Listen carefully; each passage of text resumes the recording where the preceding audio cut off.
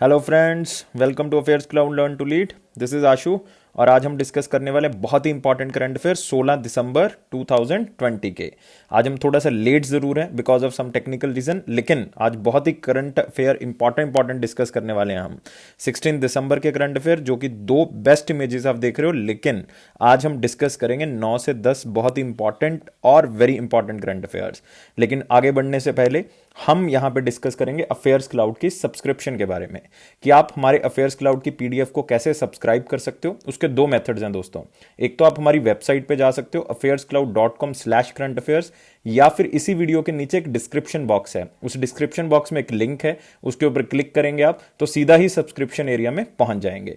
तो आपको सब्सक्रिप्शन में मिलेगा क्या? आपको मिलेगी डेली वाइज पीडीएफ, जिसमें आपको डेली करंट अफेयर मतलब थ्योरेटिकल करंट अफेयर भी मिलेंगे और क्वेश्चन एंड आंसर फॉर्मेट में भी आपको करंट अफेयर्स मिलेंगे। नेक्स्ट होगा वीकली पीडीएफ, जिसमें करंट अफेयर्स जो हैं वो वीक वाइज अरेंज होंगे।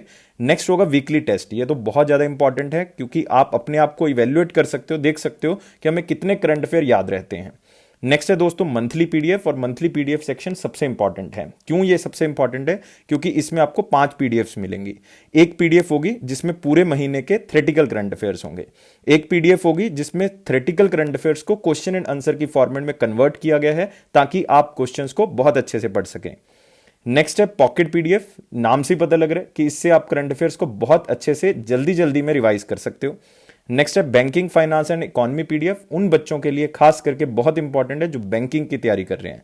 और लास्ट सेक्शन हमारे पास है टॉप 100 करंट अफेयर, मतलब आपको पूरे मंथ के टॉप 100 करंट अफेयर जो हैं वो क्वेश्चन एंड आंसर फॉर्मेट में प्रोवाइड किए जाएंगे। क्योंकि ये देखा गया है कि क्वेश्चन एंड आंसर फॉर्मेट में आप बहुत ही अच्छे से करंट अफेयर को याद रख सकते हो। इसलिए जो हमारा वीडियो में क्वेश्चंस होते हैं करंट अफेयर के, वो भी क्वेश्चन एंड आंसर फॉर्मेट में ही हम लेके आते हैं, ताकि आप उसको याद रख सको।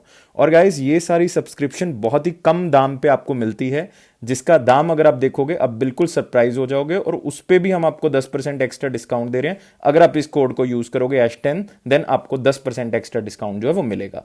तो आप यहां पे करेंगे डिस्कस 16 दिसंबर के करंट अफेयर, और हम सबसे पहले कौन सा सेक्शन डिस्कस करते हैं? मोस्ट इंपॉर्टेंट क्वेश्चंस का। तो आते हैं पहले क्वेश्चन के ऊपर। What is the name of second ship of Project 17A class of stealth frigates which was recently launched in Calcutta? तो बहुत ही इंपॉर्टेंट क्वेश्चन में, आप इसको मार्क कर लो।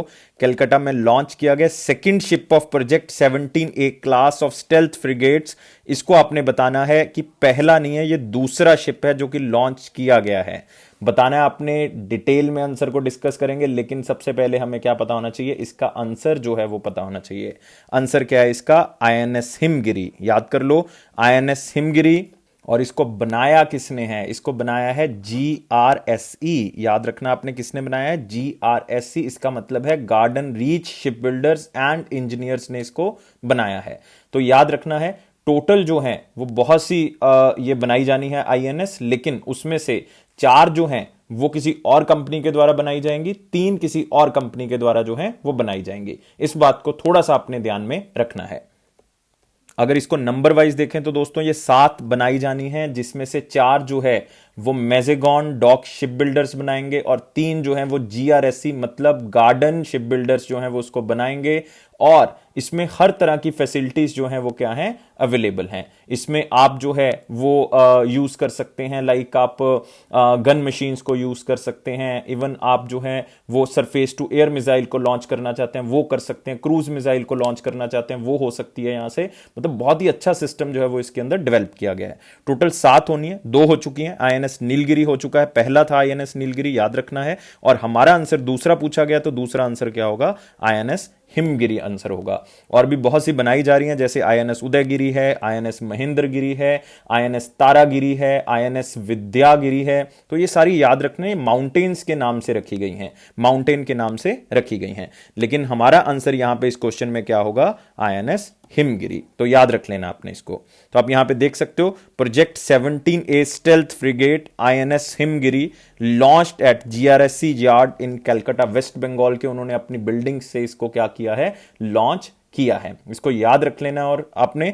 और इससे पहले जो चलता था वो प्रोजेक्ट 17 शिवालिक क्लास फ्रिगेट चलता था। नाउ ये चलता है अब हमारे पास नीलगिरी स्टाइल, मतलब अब हमारे पास दूसरा आ गया हिमगिरी जो है वो हमारे पास आ चुका है। तो इसको याद रखना है। रिसेंटली गवर्नमेंट ने एक प्रोजेक्ट सागर भी स्टार्ट किया था, जो कि आसपास के जो हमारी फ्रेंडली फॉरेन कंट्रीज हैं उनमें अगर नेचुरल क्लैमिटीज आती हैं तो हम उसको क्या कर सकते हैं, सहायता प्रोवाइड कर सकते हैं, फूड प्रोवाइड कर सकते हैं, किसी भी तरह की चीजें जो हैं वो प्रोवाइड कर सकते हैं। तो इसको आपने याद रखना है, आईएनएस हिमगिरी।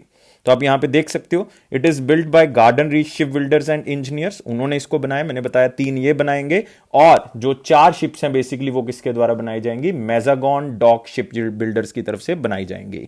और चीफ गेस्ट कौन थे, chief guest one and only person general Bipin Rawat होंगे, जो चीफ ऑफ डिफेंस स्टाफ हैं।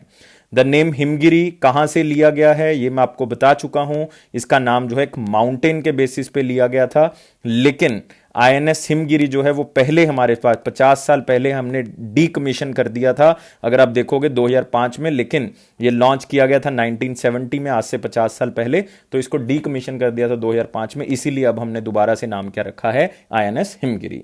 और प्रोजेक्ट 70 ने प्रोग्राम जो है उसको नीलगिरी क्लास भी कहा जाता है, क्योंकि इससे पहले शिवालिक क्लास चलता था, अब नीलगिरी क्लास चल रहा है। Includes A construction of 7 ships, मैं बता चुका हूं 4 जो है वो मैजेगॉन डॉक शिप बिल्डर्स की तरफ से बनाए जाएंगे और 3 जो है वो जीआरएससी की तरफ से बनाए जाएंगे। लेकिन ये इंपॉर्टेंट नहीं है कि कौन इसको बनाएगा, ये इंपॉर्टेंट है कि 2 अभी चल चुके हैं, एक आईएनएस नीलगिरी चल चुका है, एक आईएनएस जो है वो हिमगिरी चल चुका है। तो 2 हो चुके हैं, 2 को हम क्या कर चुके हैं, इंक्लूड कर चुके हैं, इंडक्ट कर चुके हैं। तो इन दोनों चीजों को आपने याद रखना है, बहुत इंपॉर्टेंट है। नेक्स्ट क्वेश्चन के ऊपर आते हैं। Which country will host the 26th session of conference of the party, जिसको हम COP26 कहेंगे, जो कि United Nations framework convention on the climate change है, UNFCCC basically, which is scheduled to take place in November 2021।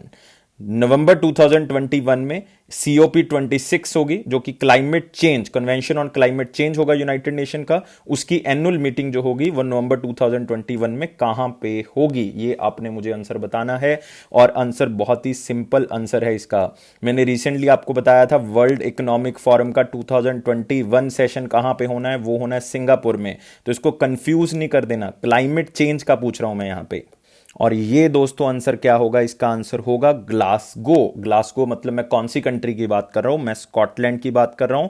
Exact place आपको paper के अंदर पूछेंगे तो आपने याद कर लेना है ग्लासगो।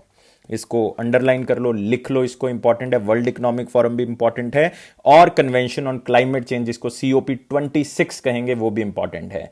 ये डिसीजन लिया गया है, वैसे तो बहुत पहले लिया जा चुका था, लेकिन रिसेंटली 12 दिसंबर को एक मीटिंग हुई है क्लाइमेट एम्बिशन समिट 2020, जिसको नरेंद्र मोदी जी ने क्या किया है, एड्रेस किया है। और उसको बहुत सी कंट्रीज ने और खास करके एक यूनाइटेड नेशन ने उसको क्या किया, ऑर्गेनाइज।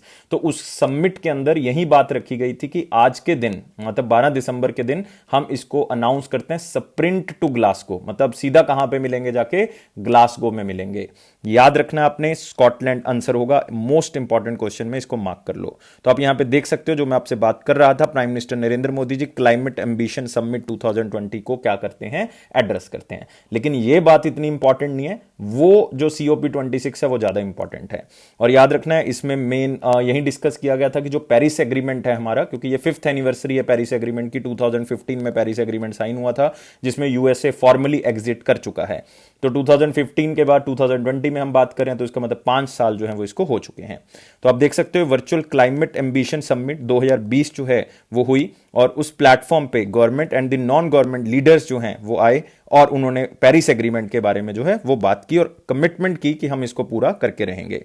ये किसने को होस्ट किया, यूनाइटेड किंगडम ने को होस्ट किया, यूनाइटेड नेशंस, फ्रांस और चिले और इटली, इन सारी कंट्रीज ने इसको होस्ट किया। तो एग्जामिनर जो है वो कंट्री आपको नहीं पूछेगा। अगर फिर भी आपने एक याद करना है तो यूनाइटेड किंगडम आप याद कर सकते हो। ये 5th एनिवर्सरी है पेरिस एग्रीमेंट की। समिट जो है वो किसके रिगार्डिंग हुई थी, कि हमने ग्लासगो मतलब स्कॉटलैंड के अंदर क्या क्या बातें करनी है और उसके अंदर क्या फ्रेमवर्क हम क्लाइमेट चेंज से रिलेटेड लेके आएंगे। तो याद रखना है 2021 में ये कहां पे होगी, ग्लासगो स्कॉटलैंड में। तो नेक्स्ट क्वेश्चन के ऊपर आते हैं दोस्तों। What is the theme of FICCI's, federation of Indian chambers of commerce and industry annual convention. Recently 12 दिसंबर को फिर से ये एक कन्वेंशन हुई, आपने शायद इसको देखा होगा या फिर इसको नोट किया होगा कि इस फेडरेशन को भी, मतलब इस मीटिंग को भी एड्रेस जो है वो किसने किया था, मोदी जी ने एड्रेस किया था। तो उसका थीम आपने मुझे बताना है, क्योंकि फिकी के रिसेंटली चेयरमैन जो है वो चेंज हुए हैं। किसको बना दिया गया है, वो बना दिया गया है उदय शंकर जी को। याद रखना है किसको बना दिया गया, उदय शंकर जी को। और इसका आंसर क्या होगा कि क्या थीम रखा गया इसका, इंस्पायर्ड इंडिया। याद कर लो आंसर क्या होगा इसका, सी। और बहुत ही इंपॉर्टेंट क्वेश्चन है, थीम आपसे पूछा जा सकता है या पूछा जा सकता है कि फिक्की के प्रेसिडेंट किसको बनाया गया, उदय शंकर जी को बनाया गया है। इंपॉर्टेंट क्वेश्चन है, इवन मोस्ट इंपॉर्टेंट में इसको मार्क कर लो। तो आप यहां पे देख सकते हो, FICCI prime minister Narendra Modi address 93rd annual journal meetings and annual convention, और थीम क्या था इसका, इंस्पायर्ड इंडिया। आप यहां पे भी देख सकते हो, ये फिक्की का ट्विटर हैंडल है, और यहां पे आप देख सकते हो उन्होंने पोस्ट किया कि फिक्की की जो 93rd एनुअल कन्वेंशन है उसको कौन एड्रेस करेगा, मोदी जी एड्रेस करेंगे। और 12 दिसंबर को ये हुआ, और जिसमें मोदी जी ने कहा कि फाइनेंशियल इंक्लूजन जो है वो सक्सेसफुल हुई 3 चीजों के कारण, जिसको JAM कहा गया। J stands for Jan Dhan, A stands for Aadhaar, M for mobile. क्योंकि जनधन जो अकाउंट्स हैं वो सीधा आपके साथ मोबाइल के साथ कनेक्टेड है, मतलब आपके बैंक के साथ कनेक्टेड है, और उसमें आधार भी कनेक्टेड है।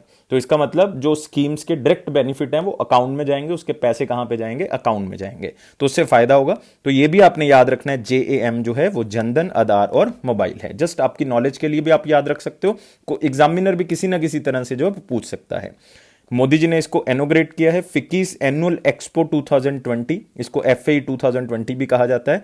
One of its kind virtual event in India focusing on manufacturing and service sector.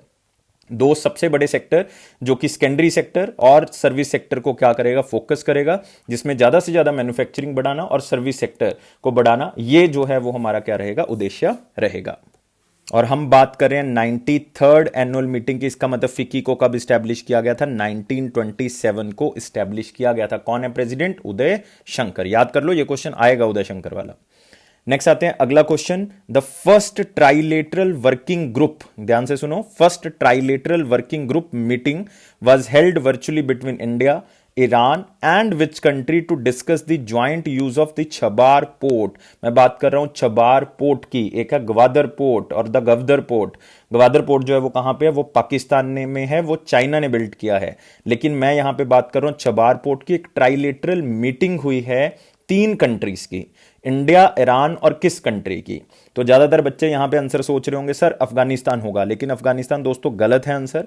ठीक है, हमने अफगानिस्तान के साथ ट्रेड किया है, छबार पोर्ट के थ्रू करेंगे भी, लेकिन इसमें जो कंट्री को यहां पे और नजदीक लेके आने की कोशिश है वो कौन सी है, उज्बेकिस्तान। क्योंकि रिसेंटली अगर आप परसों का न्यूज हमारा देखो तो उसमें मैंने बताया हुआ है कि उज्बेकिस्तान के साथ इंडिया के प्राइम मिनिस्टर की जो है वो मीटिंग हुई थी, तो उसमें डिसाइड किया गया कि जो छबार पोर्ट है उसके थ्रू जो है वो हम उज्बेकिस्तान के साथ भी ट्रेड करेंगे।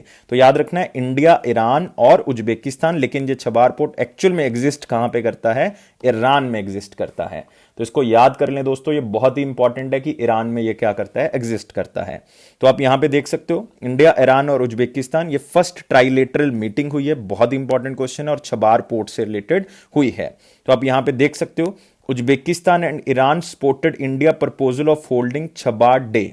तो इंडिया ने एक प्रपोजल दिया कि एक छबार डे मनाया करेंगे, जिसके बेसिस पे क्या होगा कि इससे इंटरनेशनल मैरीटाइम समिट घोषित करेंगे, और इससे हम ट्रेड को मैक्सिमम टू मैक्सिमाइज जो है वो करेंगे, और आपस में रिलेशन भी जो है वो क्या करेंगे, इंप्रूव करेंगे।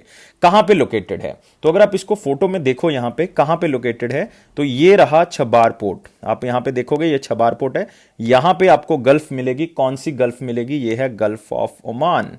तो यहां पे आपको मिलेगी गल्फ ऑफ ओमान के पास ही आपको ये मिल जाएगा। कई बार पूछ लेते हैं कौन सी गल्फ के पास है, गल्फ ऑफ ओमान के पास है। कौन सी कंट्री में है, ईरान में है, इसको याद रखना है। और इधर आप देखोगे ग्वादर पोर्ट है, जो कि किसने बनाया है, ये चाइना ने बनाया, लेकिन ये कहां पे है, पाकिस्तान में है। कंफ्यूज नहीं होना इसमें, याद रखना है इसको, इसलिए मैंने इस क्वेश्चन को मोस्ट इंपॉर्टेंट में कवर किया है। तो गल्फ ऑफ ओमान के पास है ईरान में, it is essential for India to provide a way for India to bypass Pakistan, क्योंकि अगर आप ध्यान से देखोगे यहां से अगर यहां जाना है तो आप समुद्र के रास्ते सीधा पहुंच जाओगे, लेकिन आपको पाकिस्तान जाने की जरूरत नहीं है, आप सीधा ही क्या कर सकते हो, ट्रेड कर सकते हो। बहुत ही अच्छा इनिशिएटिव इंडिया की तरफ से।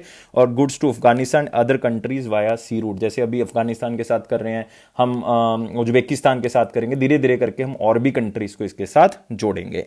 तो it also hold strategic importance at it is just 170 kilometres away from the Gwadar port built in Pakistan by China, जो कि मैं आपसे बात कर रहा था।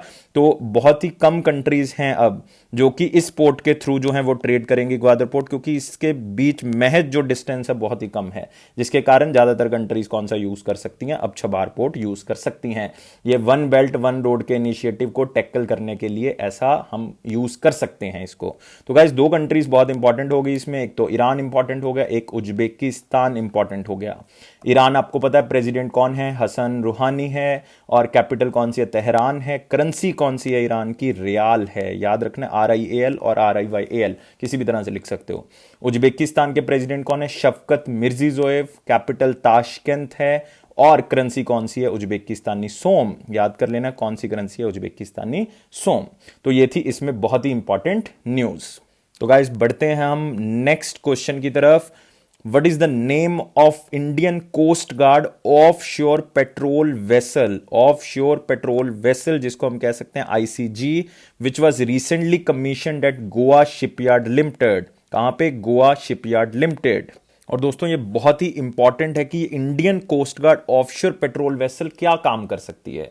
इसमें जो है वो इंटीग्रेटेड ब्रिज सिस्टम है, मतलब ब्रिज बना हुआ है इसमें। आप अगर अगर बिल्कुल किनारे पे जाते हो तो ब्रिज जो है वो इसके अंदर इंटीग्रेटेड है, उसको खोलोगे और वहां पे जो है वो हम काम कर सकते हैं।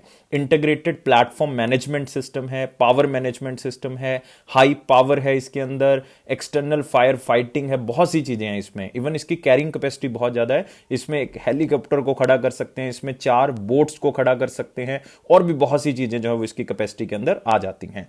तो कौन सा है जिसकी मैं बात कर रहा हूं, वो है ICGS सुजीत। याद कर लेना आपने, इंडियन कोस्ट गार्ड शिप जो है उसका नाम क्या है, ICGS सुजीत।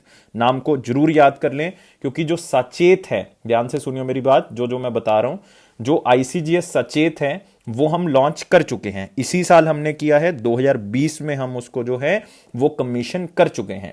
और ICGS सुजीत जो है वो आज कर चुके, मतलब हम 15 दिसंबर जो है वो उसको कर चुके हैं। और ICGS सजग अभी पड़ा है, ICGS सार्थक, ICGS सक्षम, मतलब 3 जो है वो अभी पेंडिंग है। कौन कौन से, सजग, सार्थक और सक्षम, ये अभी हमारे पास पेंडिंग हैं। इसको याद रखना है आपने कि 2 बन चुके हैं, और इसको कहा गया Indian coast guard offshore patrol vessel. नाम याद रखना है, नाम से ही आप आंसर को कवर कर लोगे। मैं बार बार कहता हूं हार्ड वर्क सब बच्चे कर रहे हैं, हमें क्या करना है, स्मार्ट वर्क। तो ऑप्शन से भी आपका आंसर जो है वो कवर हो जाएगा। तो आंसर क्या आएगा आपके पास, सुजीत। नेक्स्ट आप यहां पे देख सकते हो, coast guard ship Sujeet commissioned in Goa. तो आप यहां पे भी देख सकते हो, the vessel has been designed and built indigenous by GSL का मतलब क्या हो गया, Goa shipyard limited, Goa shipyard limited. The first ship in series ICGS Sachet, मैं आपको बता चुका हूं, ये मई 2020 में राजनाथ सिंह जी ने क्या कर दिया था, इसको कमीशन कर दिया था, इसको स्टार्ट कर दिया था। इसमें बहुत सी चीजें लाइक मैंने बता दिया, इंटीग्रेटेड ब्रिज सिस्टम है। आप यहां पे देख सकते हो कि यहां से जो है वो एक ब्रिज जो है वो यहां से स्टार्ट होगा, और इसको आगे जो है वो आप कंटिन्यू कर सकते हो, मतलब किसी और शिप के साथ जोड़ना है, कल को किसी जगह पे आपने रुकना है तो आप वहां पे यूज कर सकते हो इसको। तो इसके बहुत से फायदे हैं, तो इसका बहुत ज्यादा फायदा जो है वो मिलेगा। और गाइस हेडक्वार्टर कहां पे, इंडियन कोस्ट गार्ड का न्यू दिल्ली है। डायरेक्टर जनरल कौन है इंडियन कोस्ट गार्ड के, कृष्णा स्वामी नटराजन है, कृष्णा स्वामी नटराजन। लिखना चाहते हो लिख लो, ज्यादा इंपॉर्टेंट तो नहीं है, लेकिन director general of Indian coast guard कौन है, कृष्णा स्वामी नटराजन। तो ये थे हमारे पास दोस्तों मोस्ट इंपॉर्टेंट क्वेश्चन। अभी हम दूसरे सेक्शन के ऊपर बढ़ रहे हैं, वेरी इंपॉर्टेंट क्वेश्चंस के ऊपर। तो आप यहां पे देख सकते हो, फर्स्ट क्वेश्चन है उसमें, IBM collaborates with which state to offer online skill development programs for student of the particular state. हम सिर्फ एक स्टेट की बात कर रहे हैं कि IBM जो कंपनी है उन्होंने कोलैबोरेट किया एक स्टेट के साथ कि हम आपके कुछ बच्चों को जो है स्टेट के, उनको हम क्या करेंगे, स्किल डेवलपमेंट के कोर्सेज जो है वो फ्री ऑफ कॉस्ट जो है वो प्रोवाइड करेंगे। और आईबीएम का दोस्तों आपको पता ही है इंटरनेशनल बिजनेस मशीन, और ये कौन सी स्टेट के साथ टाई अप हुआ है? ये टाई अप हुआ है तेलंगाना के साथ। याद रखना है कौन सी स्टेट की बात कर रहा हूं, तेलंगाना की बात कर रहा हूं। और ये टारगेट रखा गया कि हर साल 30,000 बच्चों को हम डिप्लोमा पॉलिटेक्निक कोर्सेज जो हैं वो प्रोवाइड करेंगे, जो कि आईबीएम मतलब इंटरनेशनल बिजनेस मशीन का जो एजुकेशनल प्लेटफॉर्म है, ओपन पीटेक कहा जाता है उसको। क्या कहा जाता है? Open P TECH polytechnic technology. तो उसके बेसिस पे जो है वो इसको आगे बढ़ाया जाएगा। तो याद रखना है कौन सी स्टेट की बात कर रहा हूं, तेलंगाना की बात कर रहा हूं। IBM and Telangana academy for skill and knowledge, इसको क्या कहा गया? टास्क कहा गया।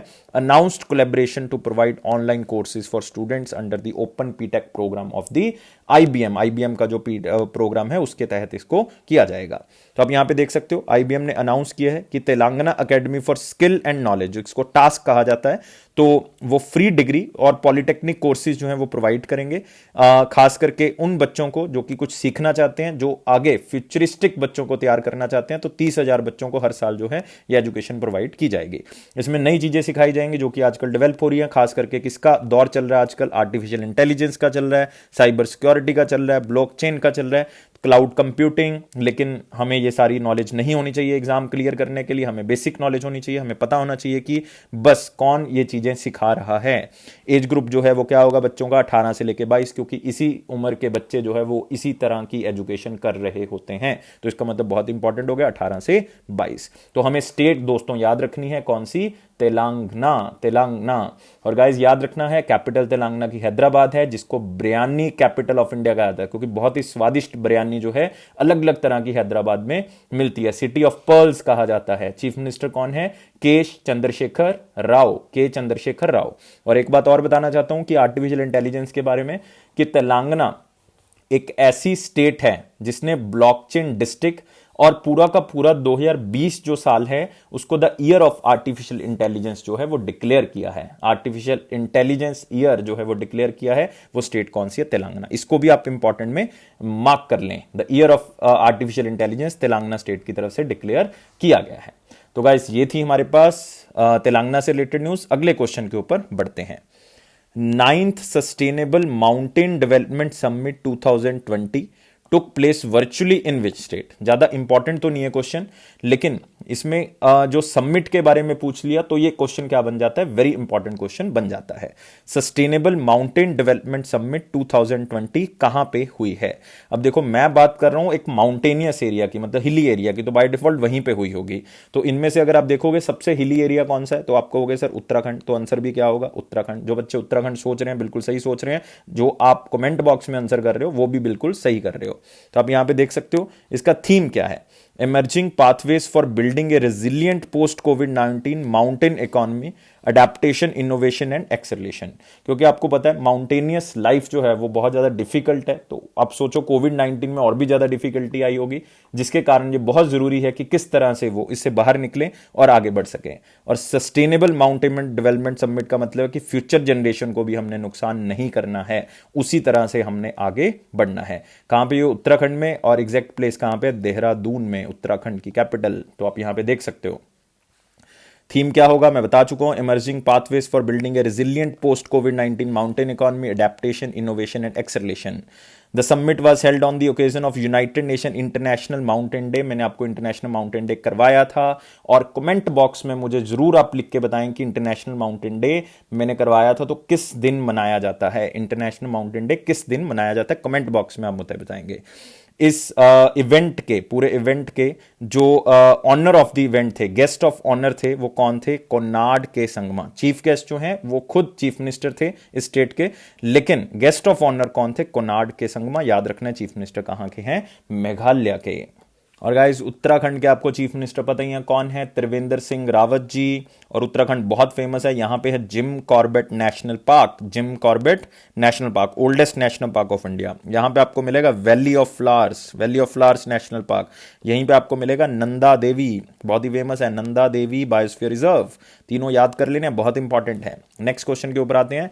विच कंट्री सक्सेसफुली लॉन्च्ड अंगारा A5 heavy lift space rocket? Not light, it is lift. Heavy lift space rocket. Which country successfully launched Angara A5 heavy lift space rocket? Very important question, and answer क्या होगा इसका? Russia होगा। कौन सा होगा? Russia.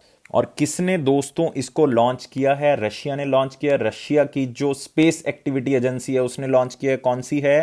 Roscosmos. याद कर लो, पूछ लेते हैं कि कौन सी कंट्री की है रॉसकॉस्मोस। तो रॉसकॉस्मोस जो है वो रशिया की है। और साथ में याद रखना है कि ये क्या है, ये मतलब अंगारा A5 बेसिकली क्या है? ये एक तरह का आप कह सकते हो वो रॉकेट है जो हैवी पेलोड को जो है वो लेके जा सकता है, मतलब हैवी पेलोड को कैरी कर सकता है। इससे पहले भी वो यूज करते थे, उसका नाम था प्रोटोन एम, लेकिन उससे भी हैवी रॉकेट्स, मतलब उससे भी हैवी पेलोड को क्या कर सकता है? ये कैरी कर सकता है अंगारा A5। और ये रशिया ने लॉन्च किया, तो इसको बहुत इंपॉर्टेंटली याद करना है। और अंगारा नाम कहां से आया है? अंगारा जो नाम है वो साइबेरियन रिवर है एक, जो कि लेक बैकाल में, मतलब नॉर्थ रशिया में अगर आप जाओगे तो लेक बैकाल में जो है वो आपको गिरती हुई दिखेगी ये रिवर। तो आप यहां पे देख सकते हो, Russia successfully test launch its heavy lift Angara A5 space rocket. हमारे लिए कीवर्ड क्या है? जो बच्चे स्मार्ट वर्क करेंगे वो याद करेंगे अंगारा A5। जो बच्चे हार्ड वर्क भी कर रहे हैं साथ में, वो सारी की सारी न्यूज याद रखेंगे, लेकिन स्मार्ट वर्क करने वाले बच्चे अंगारा A5 याद करेंगे, और रशिया याद करेंगे, रॉसकॉस्मोस याद करेंगे। ये तीन चीजें बच्चे जो है वो याद करेंगे, बहुत इंपॉर्टेंट। तो यहां पे देख सकते हो ये सेकंड सक्सेसफुल टेस्ट है। इससे पहले भी वो अंगारा A5 का टेस्ट कर चुके हैं 2014 में, दूसरी बार उन्होंने ये टेस्ट किया है। और ये सोवियत यूनियन के बाद जो है वो एक नया स्पेस रॉकेट जो है वो बनाने के बारे में बात की जा रही है। और अंगारा A5 जो है वो उनका पुराना प्रोटोन एम रॉकेट जो है वो क्या कर देगा? रिप्लेस कर देगा। कैसे चलाया जाएगा? ऑक्सीजन और केरोसिन की मदद से इसको चलाया जाएगा। और अंगारा नाम कहां है? वो साइबेरियन रिवर से ये नाम जो है वो लिया गया है। तो ये सारी चीजें मैं आपको बता चुका हूं। अगले क्वेश्चन की ओर बढ़ते हैं। Which bank launched FX4U? इसको कीवर्ड को याद कर लें, FX4U, a tech product for forex remittance through internet banking. जिन कस्टमर्स के पास इंटरनेट बैंकिंग है उस बैंक की, तो वो अब फॉरेक्स रेमिटेंस जो प्रोडक्ट है, मतलब बाहर से पैसा मंगवाना है, भेजना है, तो आप उसको भी इस प्रोडक्ट के थ्रू यूज कर सकते हैं। FX का मतलब क्या है? फॉरेक्स, 4 का मतलब आप लोग, U का मतलब आप लोग, फॉरेक्स फॉर यू मतलब आप जो है वो रेमिटेंस, पैसा बाहर से मंगवाना, भेजना आप इंटरनेट बैंकिंग के थ्रू ही कर सकते हो। आपको कोई थर्ड पार्टी को यूज करने की जरूरत नहीं है। और मैं कौन से बैंक की बात कर रहा हूं दोस्तों? आंसर है कैनरा बैंक। कौन सा है? कैनरा बैंक। तो आप यहां पे देख सकते हो, Canara bank launched forex remittance through net banking FX4U। इस न्यूज में और कुछ भी जानने वाला नहीं है, सिर्फ यही याद रखना है कि FX4U जो है वो किसने स्टार्ट किया है, यही सबसे इंपॉर्टेंट आपके लिए यहां पे है। और यहां पे एक बैंक हमारे पास इंपॉर्टेंट हो जाता है, कौन सा? कैनरा बैंक। रिसेंटली अप्रैल 2020 में कैनरा बैंक और कौन सा बैंक मर्ज हुआ है? सिंडिकेट बैंक मर्ज हुए हैं, याद रखना इस बात को। अदरवाइज कैनरा बैंक जो है वो 1906 में जो है वो स्टार्ट हुआ था। इसकी टैगलाइन याद रखनी है, टुगेदर वी कैन। और गाइस इसके एमडी और चीफ एग्जीक्यूटिव डायरेक्टर कौन है? LV प्रभाकर। सिर्फ L प्रभाकर भी याद कर लेंगे या ओनली प्रभाकर भी याद कर लेंगे, तब भी आंसर क्लियर हो जाएगा। हेडक्वार्टर कहां पे है कैनरा बैंक का? बेंगलुरु कर्नाटका, क्योंकि ज्यादातर बैंक्स आप देखोगे हेडक्वार्टर कहां पे है उसका मुंबई महाराष्ट्र में होगा, लेकिन इसका हेडक्वार्टर कहां पे? बेंगलुरु कर्नाटका। तो इस चीज को याद रखना है, और इसमें कुछ भी याद करने वाली चीज नहीं है। अगले क्वेश्चन के ऊपर बढ़ते हैं दोस्तों। और यहां पे भी आप देख सकते हो, ये कटिंग है बिल्कुल इकोनॉमिक टाइम्स की, उसमें भी इस न्यूज को कवर किया। Canara bank launches FX4U for forex remittance विया इंटरनेट बैंकिंग। तो इसमें पूरी गाइडलाइंस का ध्यान रखा जाएगा, जो फॉरेन एक्सचेंज मैनेजमेंट एक्ट है 1999 का, उसका ध्यान रखा जाएगा।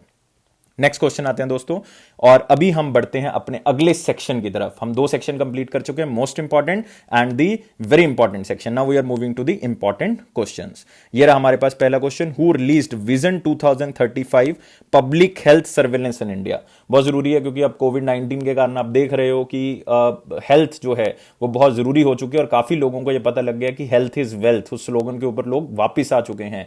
तो एक जो हमारे पास ऑर्गेनाइजेशन है गवर्नमेंट की, उसने इशू किया है कि एक रिपोर्ट जिसमें बताया गया vision 2035 public health surveillance in India, जिसमें हम देखेंगे कि कितने लोगों को हेल्थ की जरूरत है, किस तरह से हेल्थ को आगे बढ़ाया जा सकता है, खास करके आयुष्मान भारत स्कीम की तरफ से हम किस तरह से इसको और भी अच्छा बना सकते हैं। और इसमें एक यूनिवर्सिटी बहुत ही इंपॉर्टेंट हो जाती है, यूनिवर्सिटी ऑफ मैनिटोबा, याद रखना है, यूनिवर्सिटी ऑफ मैनिटोबा। और ये कहाँ की है, विनीपेग, विनीपेग कनाडा। तो उसने भी इसमें जो है वो अपना साथ दिया है और इस रिपोर्ट को तैयार करने में हेल्प की है। तो याद रखना है ये नीति आयोग की तरफ से किया गया है दोस्तों, national institution of transforming India. याद रखना है इसको, national institution for transforming India. Chairman आपको पता है कौन है, प्राइम मिनिस्टर हैं। सीईओ कौन है, अमिताभ कांत हैं। और वाइस चेयरमैन कौन है, डॉक्टर राजीव कुमार हैं। ये सारी चीजें आप याद रखोगे, अदरवाइज इस न्यूज में और कुछ इंपॉर्टेंट नहीं है। याद रखना है विजन 2035 व्हाइट पेपर जो है वो नीति आयोग की तरफ से रिलीज किया गया है, और किसके लिए, पब्लिक हेल्थ सर्वेलेंस के लिए। नेक्स्ट आते हैं, E Wire Softech private limited under the Kerala startup mission launched E Wire prepaid card in partnership with विंच बैंक। आपको पता है कि आजकल को ब्रांडेड डेबिट कार्ड या क्रेडिट कार्ड का सिस्टम चल रहा है, तो इसी वजह से ई वायर कंपनी ने भी जो है वो अपने क्रेडिट कार्ड और डेबिट कार्ड्स निकालने का फैसला कर लिया है। और ये प्रीपेड कार्ड्स होंगे जो आप अलग अलग जगह पे जो है वो क्या कर सकते हो, यूज कर सकते हो, अलग अलग जगह पे यूज कर सकते हो। और ये मैं किस बैंक की बात कर रहा हूं दोस्तों, ये मैं येस बैंक की बात कर रहा हूं। याद कर लेना है कौन से बैंक की बात कर रहा हूं, येस बैंक की। येस बैंक बहुत इंपॉर्टेंट हो जाता है क्योंकि रिसेंटली इसको डूबते डूबते बचाया है, एसबीआई ने बहुत ज्यादा पैसा इसमें इन्वेस्ट किया है और ये डूबता डूबता जो है वो बचा है बैंक। हेडक्वार्टर कहां पे है इसका, मुंबई महाराष्ट्र। और टैगलाइन क्या है, एक्सपीरियंस अवर एक्सपर्टीज ऑलमोस्ट हर डे। हम येस बैंक के बारे में जरूर पढ़ते हैं।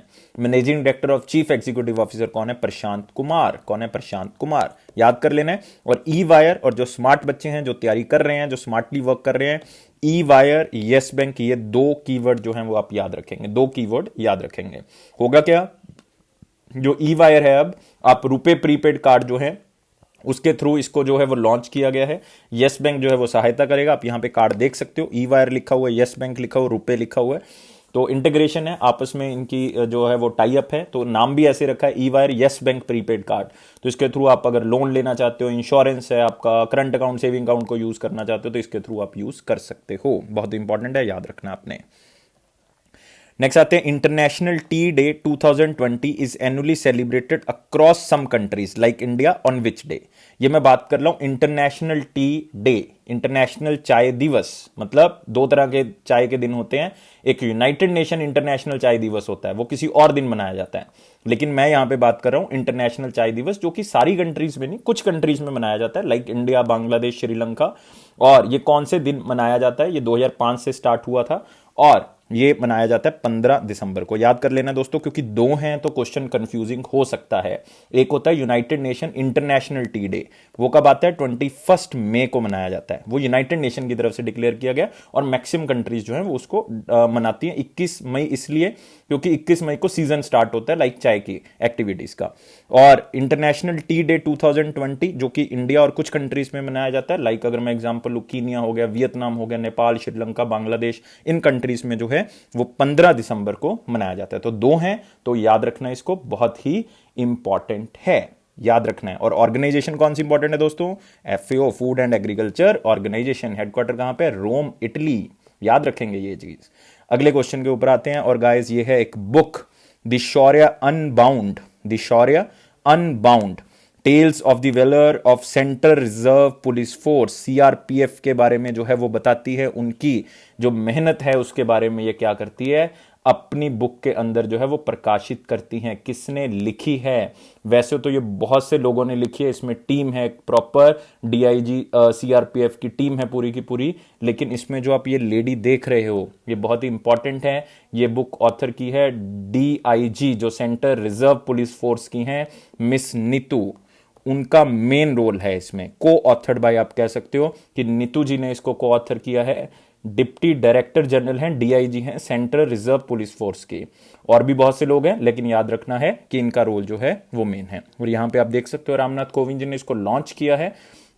स्पीकर जो हैं हमारे, नॉट रामनाथ कोविंद, पहचानने में थोड़ी सी यहां पे पिक्चर में गलती होगी, ये ओम बिरला जी हैं, ना कि रामनाथ कोविंद जी हैं। स्पीकर हैं हमारे, उन्होंने इसका हिंदी वर्जन भी जो है वो क्या किया है, लॉन्च किया है। हिंदी वर्जन भी जो है वो लॉन्च किया, साथ में इंग्लिश वर्जन भी लॉन्च किया। तो स्पीकर हैं दोस्तों, प्रेसिडेंट नहीं है। स्पीकर हैं, प्रेसिडेंट नहीं है। और इस बुक में खास करके जो पार्लियामेंट के ऊपर अटैक हुआ था उसके बारे में जो है वो इंफॉर्मेशन दी हुई है, मतलब उसके बारे में लिखा हुआ है किस तरह से लश्कर तायबा, जैश ए मोहम्मद इंडियन पार्लियामेंट के ऊपर 2001 में अटैक करते हैं। 13 दिसंबर को वो अटैक हुआ था, इसलिए ये बुक को रिलीज भी जो है वो 13 को ही किया गया है, याद रखना है। और स्पीकर ओम बिरला जी ने इसको रिलीज किया। द शौर्य अनबाउंड पूछ सकते हैं, सीआरपीएफ से रिलेटेड है। नेक्स्ट आते हैं दोस्तों, ये क्वेश्चन हम कल भी कर चुके हैं, मैं इसको दोबारा से करवा रहा हूं ताकि आपको याद हो जाए। Recently the former Indian player of which game Dharmalingam Ethiraj passed away. तो याद रखना है फुटबॉल, ये क्वेश्चन आ सकता है, इसलिए मैं दोबारा से इसको रिवाइज करवा रहा हूं। याद कर लें, जिन्होंने कल भी वीडियो देखा था उनके लिए इंपॉर्टेंट है, याद कर लें इसको। नेक्स्ट दोस्तों हमारे पास है एक अवार्ड दिया गया यूनाइटेड नेशन इन्वायरमेंट प्रोग्राम्स की तरफ से, जिसका नाम है champions of the earth, champions of the earth. लेकिन अब इसका क्वेश्चन बनने के चांसेस जो है वो कम है। क्यों? क्योंकि इसमें एक बंदे को अवार्ड नहीं मिला, 6 बंदों को अवार्ड जो है वो दिया गया है। तो नाम से ही पता लग रहा है कि उन बंदों को दिया जाता होगा जिनका इन्वायरमेंटल एक्टिविटीज में, या पब्लिक हो चाहे प्राइवेट हो, उनका कंट्रीब्यूशन जो है वो बहुत रहा है, मतलब इन्वायरमेंटल लीडर्स में उनका नाम जो है वो बहुत आगे रहा है। तो आपने याद रखना है united nation environment programme 5 categories में वैसे ये दिया जाता है। वो पॉलिसी लीडरशिप के लिए भी हो सकता है, इंस्पिरेशन एंड एक्शन के लिए हो सकता है, साइंस एंड इनोवेशन के लिए हो सकता है, एंटरप्रेन्योरियल विजन के लिए हो सकता है, लाइफ टाइम अचीवमेंट अवार्ड भी दिया जाता है। लेकिन इस बार ये 6 लोगों को मिला है। इन्वायरमेंटलिस्ट बहुत ही बड़े हैं, लेकिन याद कैसे करना है इसको, सिर्फ पहला पहला नाम जो है वो याद करें। Doctor Fabian, Mindy, Yacouba, professor Robert, Frank, इसका नाम आपने पूरा का पूरा याद रखना है, फ्रैंक बेनीमार्मा, और लास्ट है हमारे पास निमोंटे। लेकिन मतलब आप इसको याद रखो, इससे अच्छा है कि आप फर्स्ट नाम जो है वो एक बार पढ़ लें, ताकि ऑप्शन में देख के आपको थोड़ा सा क्या हो जाए, याद आ जाए। इतना का आपने पढ़ना है, लेकिन इस नाम को आप याद कर लें। क्यों? क्योंकि ये प्राइम मिनिस्टर हैं कौन सी कंट्री के? फिजी के प्राइम मिनिस्टर हैं, फिजी के। आप यहां पे भी देख सकते हो, फ्रैंक बेनीमारा प्राइम मिनिस्टर हैं कहां के? फिजी के। ग्लोबल क्लाइमेट एक्शन वर्क के ऊपर इन्होंने काम किया, पॉलिसी लीडरशिप के अंदर मिला है। तो 6 कैटेगरीज हैं, तो यहां पे अगर आप देखोगे मतलब 5 कैटेगरीज हैं टोटल, लेकिन 6 जनों को ये अवार्ड जो है वो दिया गया, क्योंकि जो एंटरप्रेन्योरियल विजन है वो बेसिकली अगर आप देखोगे वो एक ही बंदे को मिला है, लेकिन इंस्पिरेशन एंड एक्शन जो है वो 2 बंदों को दिया गया है। तो लेकिन फिर से वही है कि आपने नाम जो है वो सारा याद नहीं कर पाओगे, और ना ही आपने इनका मतलब लगाना है जोर कि हम सारे के सारे नाम याद कर ले, मुश्किल भी है। लेकिन एक एक फर्स्ट वर्ड जो है वो आप याद कर सकते हो। और साथ ही साथ इसमें इंपॉर्टेंट ऑर्गेनाइजेशन कौन है? United nation environment programme, headquarter कहां पे? Nairobi, Kenya. नैरोबी, कीनिया, याद करना है इसको। नेक्स्ट आते हैं दोस्तों, eminent aerospace scientist professor Roddam Narasimha passed away. तो बहुत ही फेमस एरोस्पेस साइंटिस्ट हैं, क्योंकि इनको पद्म भूषण भी मिल चुका है 1987 में, पद्म विभूषण भी मिल चुका है 2013 में, इसलिए इंपॉर्टेंट है, याद रखना है। प्रोफेसर रॉडम नरसिम्हा कर्नाटका से बिलोंग करते हैं, बेंगलुरु में इनका जन्म हुआ था, 87 की उम्र में इनका जो है वो देहांत हो गया। लेकिन इनका जो फेमस हुए थे, ये कब हुए थे? जब डायरेक्टर थे ये CSIR NAL के। CSIR का मतलब आपको पता ही है, council of scientific and industrial research, NAL का मतलब नेशनल एरोस्पेस लेबोरेटरी, जो CSIR के अंडर आती हैं। तो 1984 से लेकर 1993 तक बहुत ही लंबा टाइम पीरियड जो है वो एज ए डायरेक्टर रहे हैं ये नेशनल एरोस्पेस लेबोरेटरीज के। और इन्होंने बहुत ही अच्छा काम किया है फ्लूइड मैकेनिक्स के अंदर, और इन्होंने बुक भी लिखी है, developments in fluid mechanics and space technology, development in fluid mechanics and space technology. और इनका साथ किसने दिया था इस बुक के अंदर? डॉक्टर APJ अब्दुल कलाम ने, याद रखना है, डॉक्टर APJ अब्दुल कलाम, बहुत इंपॉर्टेंट। इनको और भी बहुत से प्राइजेस जो है वो मिल चुके हैं। तो हमें याद क्या रखना है? नाम रॉडम नरसिम्हा, एरोस्पेस साइंटिस्ट थे। बस ये 2 चीजें स्मार्ट स्टूडेंट्स याद करेंगे। नेक्स्ट आते हैं दोस्तों वन लाइनर इंपॉर्टेंट पॉइंट्स के ऊपर, लेकिन इसमें जो है वो आज ज्यादा इंपॉर्टेंट पॉइंट्स नहीं है, लेकिन फिर भी RBI approves reappointment of Uday Kotak ji as MD and CEO of Kotak Mahindra bank. Already यही थे, लेकिन इनको रीअपॉइंट कर दिया है। कितने टाइम पीरियड के लिए? 3 साल के लिए इनको रीअपॉइंट कर दिया गया है। Next, global electricity demand in 2020 expected to fall by 2% due to pandemic, क्योंकि सबको पता है कि इंडस्ट्रीज बंद हैं, बड़े बड़े यूनिट्स बंद हैं, तो 2% तक जो है वो इलेक्ट्रिसिटी डिमांड कम हो सकती है। किसकी तरफ से ये रिपोर्ट जो है वो दी गई है, ये आपने जो है वो मुझे बताना है। लेकिन आप नहीं बताओगे तो मैं आपको बता दूंगा बेसिकली किसने बताया। ये इंटरनेशनल एनर्जी एजेंसी IEA की तरफ से इसको बताया गया है। IEA इंटरनेशनल एनर्जी एजेंसी, इसका हेडक्वार्टर कहां पे? पेरिस में है। पेरिस में है। और उन्होंने ये भी कहा है साथ में इस रिपोर्ट के अंदर कि ग्लोबल इलेक्ट्रिसिटी डिमांड 2021 में बढ़ सकती है, खास करके कौन सी कंट्री में, इंडिया और चाइना, क्योंकि मैक्सिमम जो इन्वेस्टमेंट है वो इन्हीं कंट्रीज में हो रही है, इसी के कारण जो है वो बढ़ सकती है demand. Next, SpaceX first super heavy lift Starship exploded during return landing attempt. लेकिन इसमें याद करने वाला कुछ भी नहीं है। अगर आपने स्टारशिप प्रोटोटाइप का नाम याद करना आप कर सकते हो, SN8 रॉकेट था ये। SN8 रॉकेट लैंडिंग के दौरान जो है वो लैंडिंग अटेम्प्ट के दौरान एक्सप्लोड हो गया। स्पेसएक्स हमारे लिए इंपॉर्टेंट है, एलन मस्क जी का नाम इंपॉर्टेंट है।